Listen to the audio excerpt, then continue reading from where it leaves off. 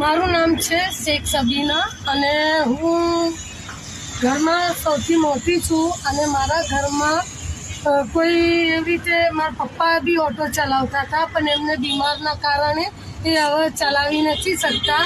એક ભાઈ છે એ અનમગજ છે અને હું ઘરમાં મોટી છું અને એના પછી હું 4 વ્હીલર ચલાવવાનું શીખી. બસેરા એક સંસ્થા છે એમાં જોઈન્ટ થઈ છું. તેમાં હું 4 વ્હીલર ચલાવવાનું શીખી, ત્યાં લાયસન્સ બન્યું મારું. પછી મેં વિચાર્યું કે હું ક્યાંક જોબ કરું પણ મને જોબ મળી નથી 4 વ્હીલર માટે.